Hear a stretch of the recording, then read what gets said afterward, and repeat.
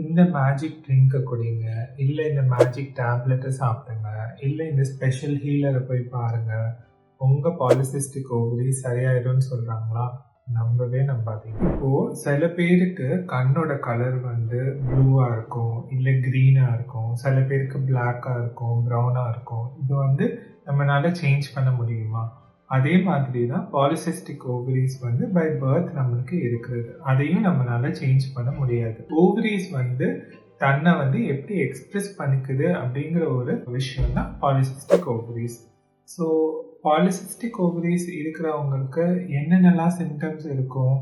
Periods வந்து ரெகுலராக வராது. ஏன் வராது? ஏன்னா முட்டை வளர்ச்சி சரியாக ஏற்படாது. முட்டை வளர்ச்சி சரியாக ஏற்படுறதுக்காக மெடிசின்ஸ் கொடுத்தா, இன்ஜெக்ஷன் கொடுத்தா முட்டை வளர்ச்சி நல்லா ஏற்படும். அதனால அவங்க ஈஸியாக கன்சீவ் ஆகிடலாம். இப்போ பீரியட்ஸ் வந்து ரெகுலராக வராதனால அவங்களுக்கு வந்து பிற்காலத்தில் ஒரு 45-50 இயர்ஸில் யூட்ரஸோட லைனிங்கில் வந்து கேன்சர் வரக்கூடிய ரிஸ்க் வந்து ஜென்ரல் பாப்புலேஷனை விட கொஞ்சம் அதிகம். ஸோ அதனால 2 மாதத்துக்கு ஒரு தடவை பீரியட் வரலை அப்படின்னா டேப்லெட்ஸ் எடுத்து பீரியடை வரவழைச்சிக்கணும்.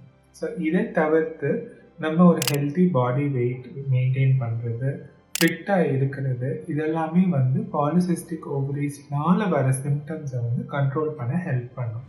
பட் இதை வந்து நம்மளால் கம்ப்ளீட்டாக க்யூர் பண்ண முடியாது. அதை நம்ம புரிஞ்சுக்கணும்.